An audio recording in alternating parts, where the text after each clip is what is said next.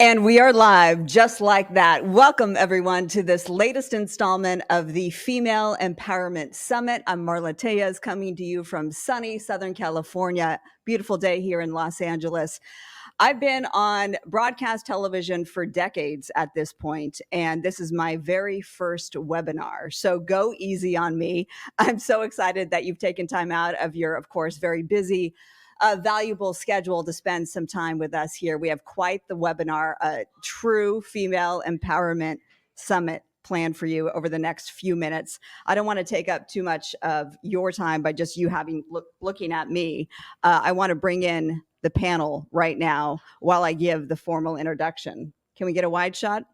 There we go. I'm not alone. Hi, everybody. Hello, lovely ladies. Hi. So what does it feel like to be live on the internet right now? First time for me as well. So I'm really happy to be with a group I'm comfortable with. So yeah, exactly. Right. And I want to acknowledge our friends who are coming to us from Romania. I know there's an international community who have signed up to be with us today. That's remarkable. That's about 6,500 miles away. But for this next few minutes, you're going to be with us here in Los Angeles. And by the way, I should wish you, or at least say that we hope you had a nice day, because it's 9:00 at night right now in Romania. So we're just getting our day started here in Los Angeles on this Thursday. We're all here thanks to one really empowering woman. She's a true champion for all of us. And her name is Oana Tucker. So we want to get her on camera because she is a liaison for, there she is.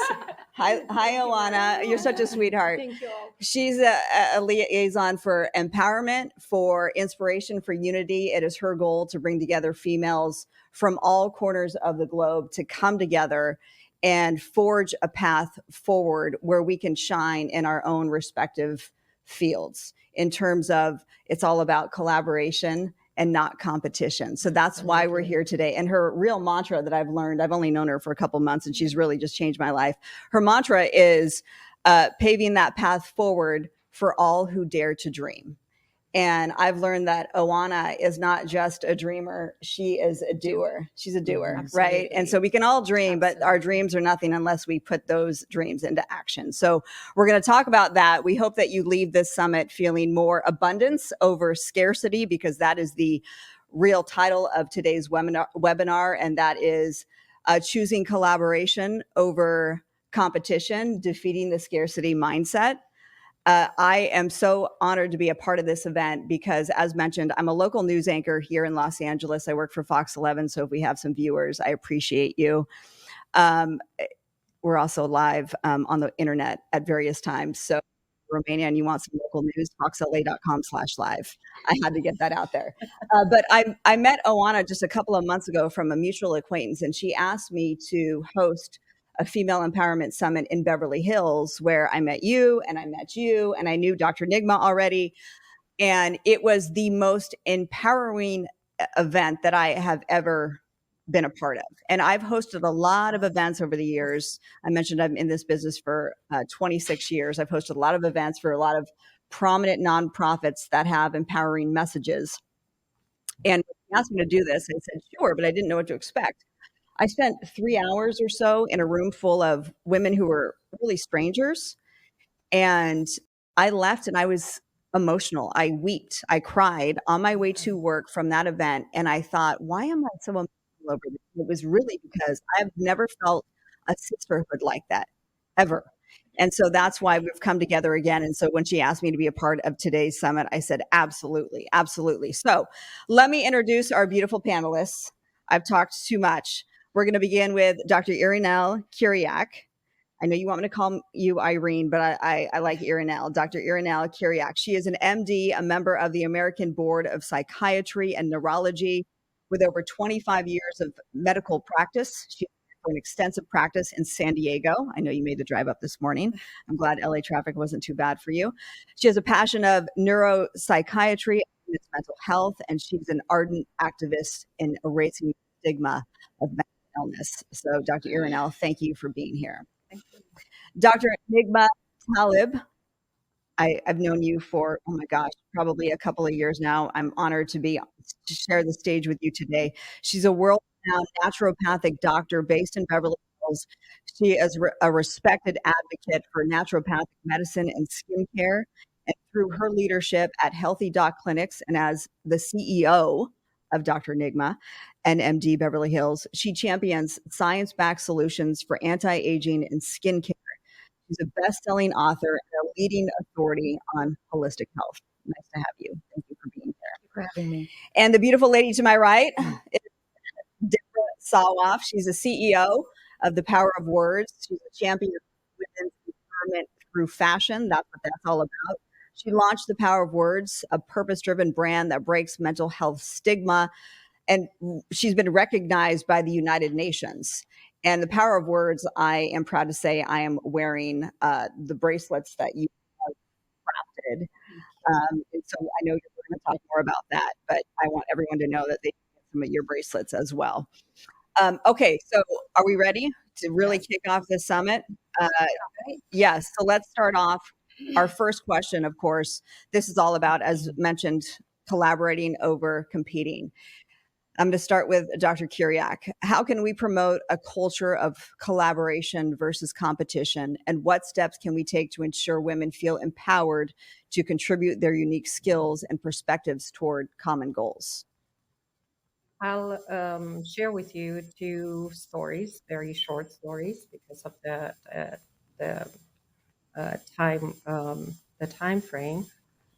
First of all, I am blessed to be born in Romania. I'm blessed to be born in Romania, where there is a culture of respect for women and women empowerment and appreciation for women, and raised by two parents who are educators. And I remember my father, who's a university professor in engineering out of all domains, and he told me and my brother the same thing. He said, there is a place for each of us in this world. Um, it's your responsibility to learn, to grow, um, to work towards getting in your right place.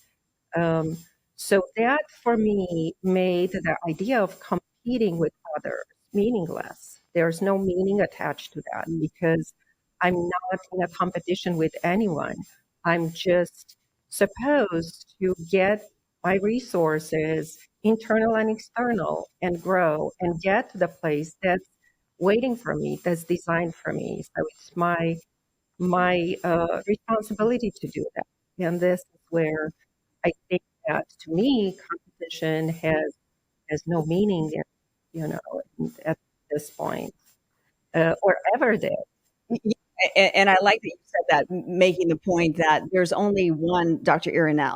So, right? So that's why I know we'll talk a Yeah. little bit more about the imposter syndrome, but there's no sense in competing because when you feel less than, this is in my experience. If you really sit back and think about it, why do you feel less than? Because there's only one you. You know, Right. you are Yes. special in your own right. Yes. So, Dr. Nick, let's ask you that same question in your field. How do we promote collaboration over competition? You know, when I think about that, I think success, when we think about success, we think it's a linear line going straight up, right? Like we think, okay, that's how success is. But when you really analyze what success is, it's all over the place. And when you can grasp that, that's when you understand that in anything you're going to do, you're going to have your ups and your downs, and you're going to be thrown to this curb at times. And sometimes you're up, sometimes you're down. And I think it's an energy that you put out there. And, you know, if you put that negative energy out there, that there's a competition, because that's a negative energy in and of itself. We focus on positivity, we attract positivity to us, right? It's kind of like, you know, you look at all the studies done on the mindfulness and positivity, and even attracting that, the laws of attraction. And instead of thinking of something as a competition or somebody's already made that product before or somebody's done that, it doesn't matter. There is abundance in the universe. And I think that if we can, you know, be of a healthy mindset to attract that, the first starting point, of course, you know, I'm going to say this, Marla, is it all starts in the gut.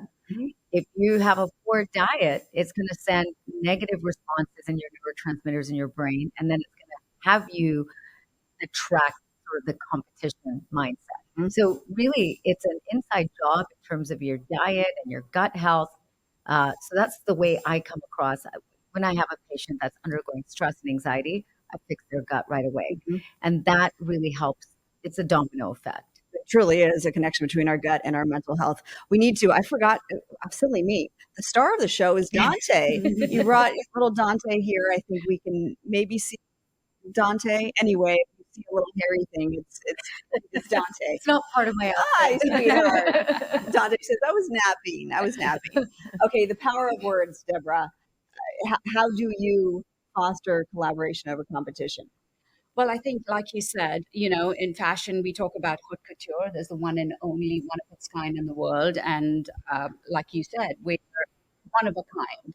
Each of us come, even your twin is nothing like you. So if we appreciate that, we all know that we have our special skills and special abilities that we come to this planet with. So let's look for those. And when we're talking about collaboration, when we come together, we are stronger because we bring a different mindset, different assets, different attitudes, even to deal with people. So, collaboration makes us stronger. So the the more we collaborate, the more diversity we bring to the table, the stronger we can be and the more people we can reach.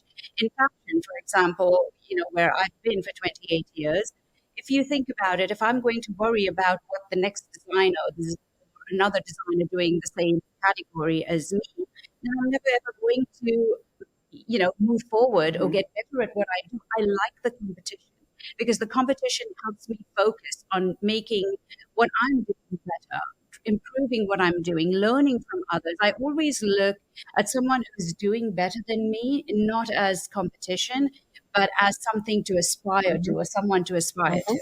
Yeah, I mean, you should always surround yourself Totally. with people who True. are Better than successful you. because you're going to soak Yeah. up that Yep. energy.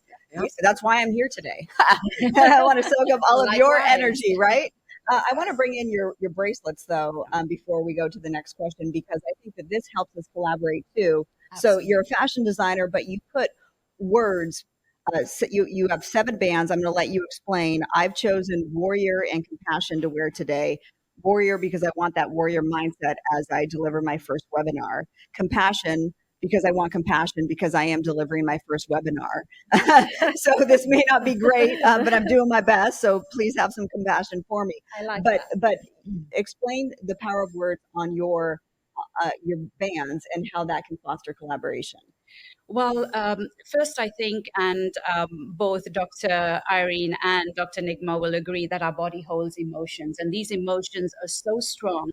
When we talk about them, we actually use them, but we don't realize that these emotions actually exist in our body. Like, you choke for words, you feel passion you touch your chest for pain or love, you feel butterflies in your stomach, not in the pit of your stomach. When you're grounded and strong, you feel like a warrior. So these are all emotions, natural emotions that your body holds. And it's been something that I've lived with my entire life. And when I was asked to be the fashion event and give back to mental health, I realized what is it that helped me focus and what is it that helped me come through. It was believing in all these emotions and using them and using them positively. We have negative feelings, negative emotions, and I try not to focus on that, but instead to look for a positive emotion that can help me combat the negativity that I'm feeling or thinking. Because if we keep dwelling on a negative emotion, you're going to go deeper and deeper. So we have 7 emotions, and the most important of them is magic, because I think if you believe you're magic and you can understand that you're the one and only kind on this planet, and you can do anything you want to do. It puts out an energy that's magnetic. And it's also a sign of gratitude, being grateful for being here, Mhm. doing what you do, no matter what place or stage of life you are at. There's always someone who's worse off than you Mm.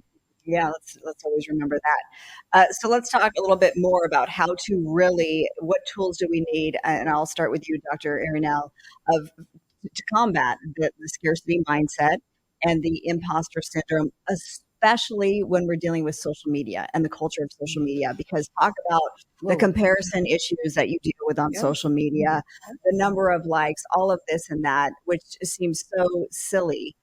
So how do we overcome that? So first of all, I want to kind of define what a scarcity mindset is about, which is a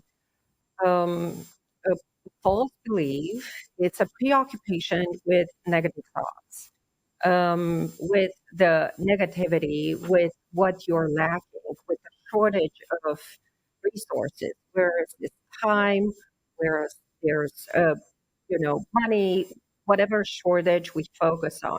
Our our brains cannot multitask. It's very hard for our brains to multitask. That's why one thought takes over. And actually, let's say midlife crisis, for example, people make dumb decisions, spend money because they're in this um, uh, scarcity mindset that they're out of time, that their time is out. And actually, the National Institute of Health published the results of a research in 2019 showing that the IQ of someone who goes from an abundance mindset to a scarcity mindset drops 14, 15 points. Wow. It's significant. Uh, Functional MRIs of the brain showed that the areas involved in cognition, which makes like our logic, our ability to focus, the prefrontal dorsolateral cortex, it's diminished. The activity is diminished in those people who have like are stressed out or having the scarcity mindset. So therefore, we're more prone to anxiety, or more prone for depressed mood, being less attentive parents. We're less. We're more impulsive. We cannot plan accordingly. Likewise, the imposter syndrome, which every single one of us experience at some point, is that feeling that the belief that our successes are related to to chance, to timing, to luck, instead of attributing our success to our hard work or to our um, abilities and what we learned and what we moved. And it's so common as in, and the social media is exacerbating that, especially for younger people who don't have that brain already developed.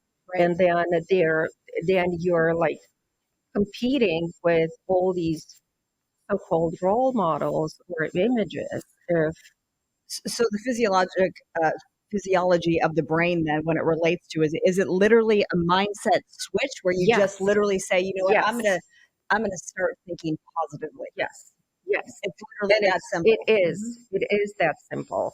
And I mean, the studies show that there is a biological change in the functionality of your brain. In your IQ, in the areas of the brain that are involved in activity. So when you are in a scarcity mindset.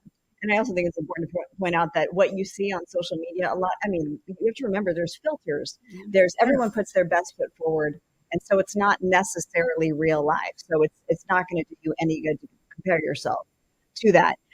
Let's talk to you now. I mean, you are the premier expert when it comes to, as mentioned, your gut health and mental health. So what is your word to the wise when it comes to defeating the scarcity mindset? People don't realize how important the mind is, and we're all focused on what we're eating, right? Today we're probably like, how much broccoli did we have today? How much vegetables did we eat? Was there a lot of cholesterol in those foods? Or we're worried about those things that we eat. And there was actually a study done at the University of Ohio where they fed these poor rabbits a high cholesterol diet. Now, while they were feeding those rabbits that diet, the person feeding them was stroking them and giving them lots of love and lots of, attention, and the dopamine and the neurotransmitters in the brain actually helped almost detoxify those foods in a way. And those rabbits did not develop disease as they probably should have done. So there's, just sitting down for dinner and having a positive mindset, whatever you're eating. Now, I'm not saying go out and have a pizza every day for dinner and that's going to make you healthy, Right. but Right. a positive mindset can actually reverse disease. It can reverse illness. And we know that most of our feel good hormones, like our serotonin, is found in our gut, not our brain. So whenever we're looking at people in terms of, where their anxiety is coming from, it's the gut brain connection. But the brain is so powerful. The mind is so powerful, that you can actually make things happen and you can get well from your mindset. How do you overcome when you're feeling, I mean, I could ask all of us this, when you're feeling maybe imposter syndrome and less than or scarcity mindset, what do you do in your life to overcome that? It's a good question, Marla. I battle it all the time. It's something that's an ongoing thing, and I have to remind myself this. And being part of something like this, it just reignites that, and you just carry that torch for the rest of the year and just go, okay, I can do this.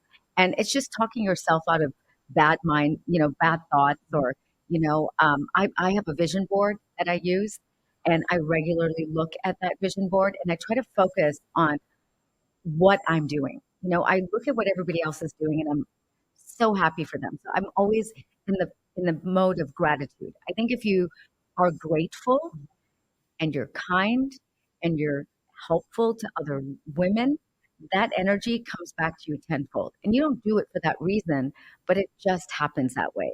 And so it's just about continuing to be grateful and continuing just to work on it. It's not something that it's going to be a permanent thing. You're going to constantly be triggered. Yeah, and I think, and Deborah, hopefully, I want to get your thoughts on this too. A lot of people don't take enough time out to say, I am supposed to be here. This imposter syndrome that I'm feeling, that I shouldn't, that I'm not enough, all of that. I've paved my own way. I should be here, and that in itself helps. Absolutely. Now, we're talking about, we have two amazing people here and you, two amazing women here and you. We talk about the neurological, the physiological, the biological, but we also talk about the human connection, which you brought in. And we are so dependent on community. And you started with social media. And what social media does is it's about the individual. Everything we're doing to treat mental health is about the individual.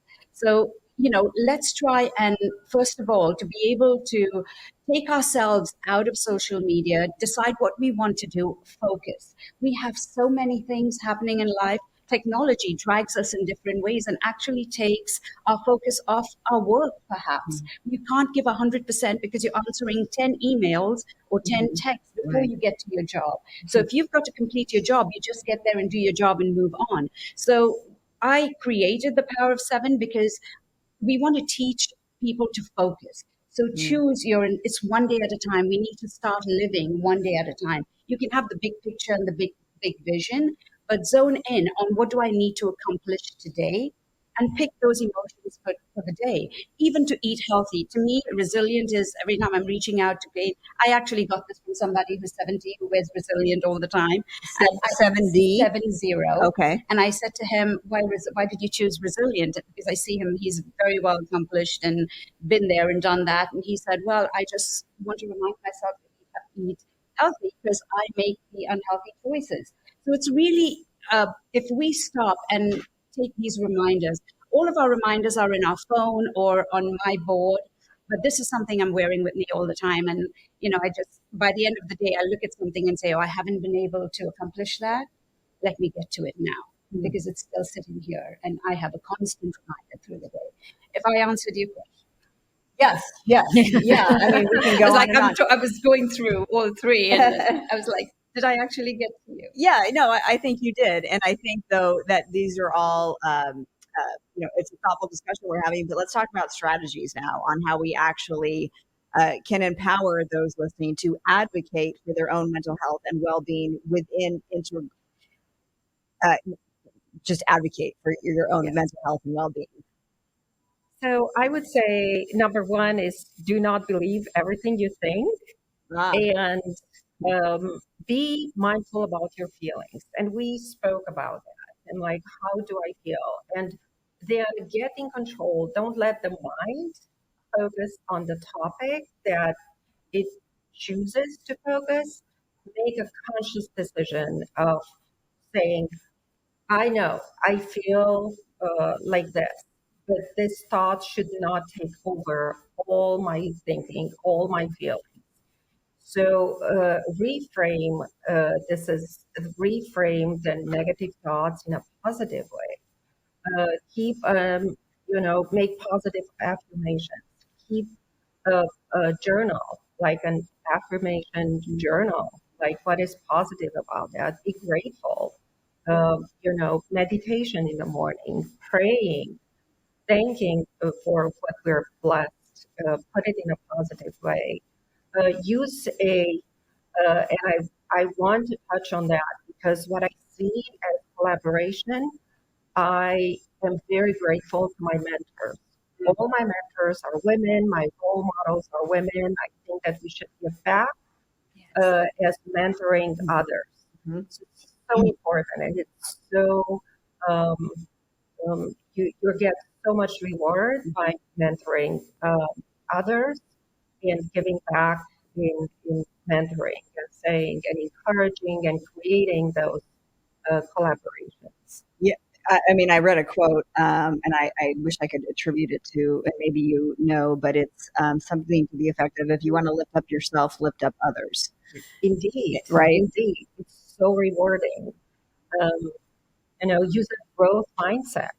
Again, failures are ways of, Thomas Edison said, I never failed. I just found 1,000 ways that work. Yeah, that's awesome. That's But great. it's like It's true. use That's correct. failure as experience, as a growth mindset. Absolutely. Embrace that, and then be kind to yourself. I Be love it. as kind as you would be to a friend Mhm. who is in trouble or going through challenges.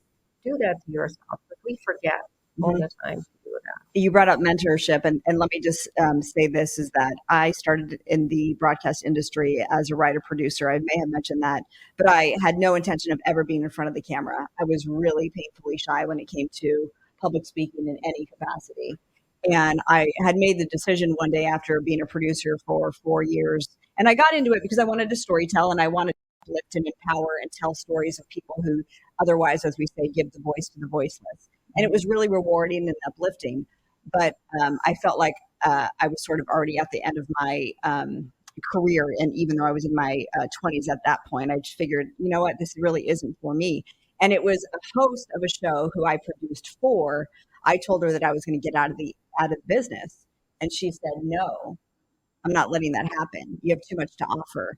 And she said, "You need to, come to what I do." And talk about stepping out of your comfort zone, right? That's where the magic happens, stepping out of your comfort zone. So I did, but I'm saying this because she was my mentor. Yeah. And without her, I wouldn't be where I am today. And she could have competed, but she didn't. She chose to collaborate. So I always will help whomever reaches out. If I see something in somebody else that they may not see themselves, I will communicate that because I think that's very powerful. And one of the takeaways, Dr. Nigma, I know you weren't at the actual Female Empowerment Summit in February, but one of the major takeaways that I think all the women there got, and I believe there's some men who are listening too, and we appreciate that because you are our allies and can help lift us up. It's not enough anymore because we've certainly made some headway in terms of chipping away at the glass ceiling, um, and more women in the C-suite, so on and so forth. That's great. We've made progress, but it's not just anymore about having a seat at the table. It's bringing up a chair. Once you have that seat at the table, bring up a chair for somebody else, and then our circle will get wider. I love that. Yeah, That's it's really, beautiful. really powerful. Let me ask you then, what strategies in your field can you provide women to advocate for their own mental health and well-being? You know what's so great about this is that I always tell women that come to see me that once they take care of themselves and they put themselves first in terms of their health and well-being, everything flows in their life. So I will 9 out of 10 times have a woman come to see me, and she's either going through a tough divorce, a job change, and then as soon as she gets her health better, everything comes. She has a new relationship. She has a new job that she loves. So it's all about putting the oxygen mask on herself first Mm, and then assisting others. mm, So I think we as women, we're always nurturing and giving, which is important, but we have to take care of ourselves first mhm. because only then can you really take care of somebody else and be optimal. And then, once you're feeling great, you attract everything positive because you're healthy. Mhm. So I think for the women I see and the women that I look at in terms of empowerment, it's really taking care of yourself because you know, for those of you who have children or pets, we put our animals, our children first, and we think, we need to be number one. I think that's the key for mental health. Yeah, because you're in the beauty and wellness industry, Yes. and I'm not sure if we really communicated that's how I know you. I went to you for your services in terms of what did I receive from you? You got radio frequency, skin treatments, plant stem cells, all those fun things.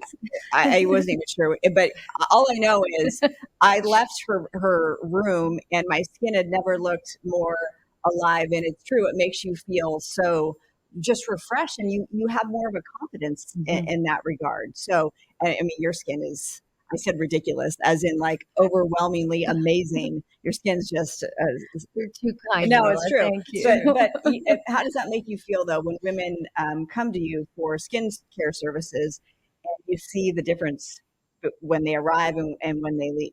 Well, I explained to them it's an inside job, right? It's what you're eating and putting in your body. And so whatever you put in your body is gonna, this is a dashboard. Like pretend your body's a car. This is a dashboard, what's happening if you're low in oil or if you're low in this nutrient. So I always start with getting people educated around what they're eating, their positive thought processes, certain vitamins and minerals. Sadly, we can't get all our nutrients from our food anymore. So it's about giving proper mineral and vitamin, support, especially when women are going through changes, hormonal changes, Mhm. which we start, I don't know if anybody knows this, but we start going through perimenopause in our late 30s. Mm.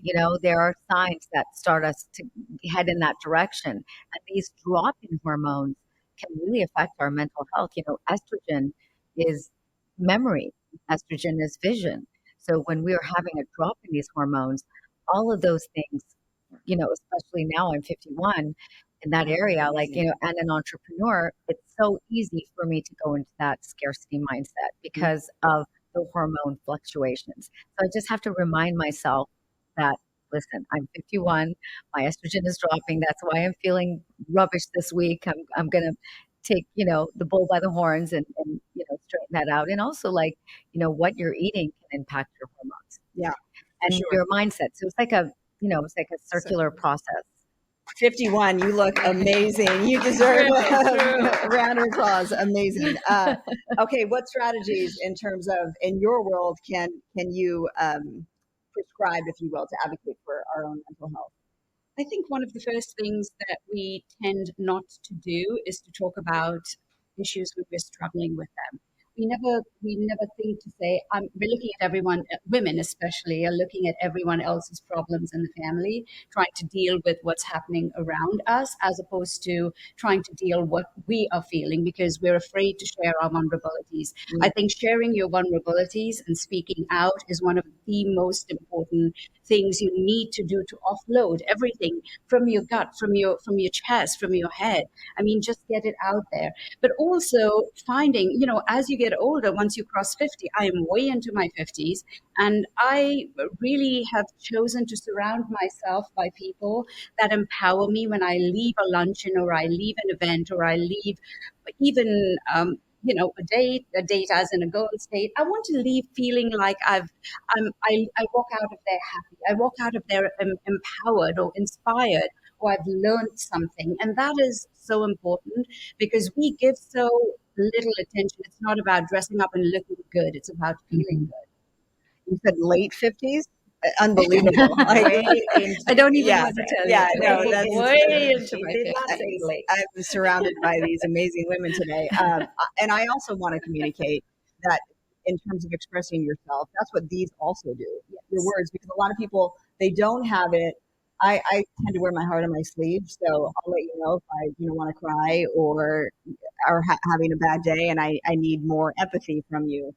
But for people who aren't that emotive, that this is one way. And in other words, the compassion, that means that I need some compassion from you today. So it's sort of the non-spoken Yes. Yeah. verbal, Yeah. if that makes any sense. Yes. So it's true. So you can be asking for an emotion or you can be putting out an emotion. Sometimes, for all of 2 weeks ago, I needed to understand what someone I'm working with is going through. So I had to remind myself every time I was on that Zoom call, okay, I need to remember to be compassionate. I need to understand what the person's going through. So let me walk alongside Mm. and understand what the person's going through. But sometimes, like you said, I can walk into a meeting and say, okay, everybody, I need compassion today, and move with it. And so I'm not only expressing myself, but when you do this in community, I understand what you're trying to say, but I will automatically, without speaking to you, offer compassion or ask you about it, which we wouldn't do, or, kind of recognizing that's your tribe, and give someone a thumbs up when you belong to that community. And that's why I love that when this is practiced, especially with youth in community, you tend to learn to be more compassionate people, kinder people, because it's not just about your emotion. And I don't want to take too much time, but I want to talk about perfection. Like, we all raise our kids, because this is a new thing, right? When I was growing up, I was never perfect. I had to do better and better because I was compared to everybody else. In other words, you were never enough. I was never enough. Okay. So we're teaching our kids to believe they're perfect. And we are all perfect because we're all one of a kind. But then, are we willing to look at someone else as perfect? I think most of the time we don't. So if Mhm. I believe I'm perfect, I have to accept you the way you are, because you came perfect and you came perfect and the FedEx driver came perfect. It's just that he happened to Yeah. be born and be where he is, and I happen to be where I am. So how can I use where I am to make a difference? If Yeah. that makes sense. It does make sense. Absolutely. I think I took us off track a little, but I'm No. sorry. I just want, that's a topic that I'm dealing with is, when we're talking emotional intelligence, paying attention to the emotions of others. We're so focused on us, and which is why this is practiced in community. So you can pay attention to the emotions of others. In your world of psychiatry, emotional intelligence, how are we wired so differently? So, for example, she addressed the topic of empathy. Mhm. And I'm going to go back to the anatomy and the physiology. In people who have a scarcity mindset, those people cannot pay attention with empathy. I'm resonating with you, with your feelings. I am aware that you are sad or anxious or depressed or you need help.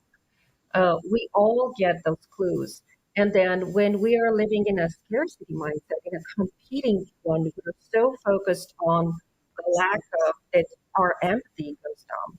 We cannot help the other. We don't have like the availability Because you're feeling to sorry for share. yourself. Yes, Really, because really. you are so stressed out Right. and so self-focused. Mhm. But when you are getting out of that and then you pay attention to uh, the feelings of your uh, next of kind or your colleague or your nurse, your office assistant, everyone in the room, then you feel empowered, then you start resonating, and Mhm. so it's very important. Like I was looking yesterday, I was looking up how much time does it take for someone to change their mind of killing themselves? Oh, How much time?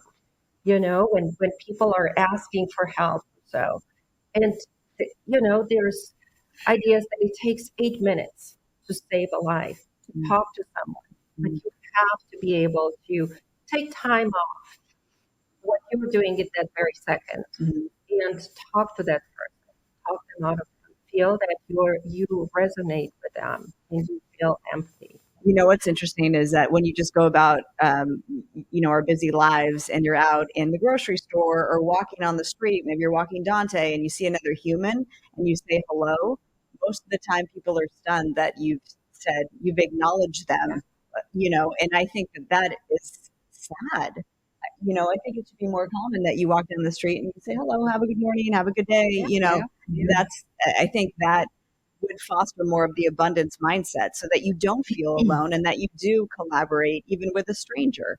I know that it's 11:40. I want to start wrapping this up and conclude the conversation, but leave our audience with some key takeaways that they can put into their everyday lives. So, Dr. Irinel, I'll start with you. So I would say be mindful of your feelings. Be mindful what you're focusing on. Reframe your thinking. Ask for help. Open up and offer help. And be available to people. Practice. Change your wording and be kind to yourself. Change the words that you're defining. I'm not. How are you doing today? And I would say, oh, I'm so stressed out. I'm so busy. I'm so this. No, I'm like, I'm doing fine. How are you? Um, How long does so it take physiologically in the brain to make that more of a habit where it just becomes more I routine? think I think that it depends on how you start and how you do it and how consistent you are with being mindful. Being there's therapy, there's cognitive behavioral therapy, there's acceptance commitment therapy, with behavioral changes that are based on that. Reframe your mindset, reframe your thoughts. Start with whatever is more comfortable, more close to you, the feelings. I feel like that. And then you go to the thought, and then you change the thought, you frame the thought, you use the language, you use the power of words, and then you change the thoughts, and that actually cognitive behavioral therapy. Besides, I give transcranial magnetic stimulation for people who are depressed, What is that? and that's a treatment with big magnets. They're stimulating the part of the brain that actually is decreased in activity and so I give that treatment, and then you see that with functional MRIs, you see that the area of the brain is increasing in functionality, it's more active. Mm. The same thing you can get with cognitive behavioral therapy, which is exactly what we're talking about. Be mindful, change your thinking, be positive. It takes longer. It takes 6, 7 months of consistent cognitive behavioral therapy, but you have to practice. Mm-hmm. You have to practice every day.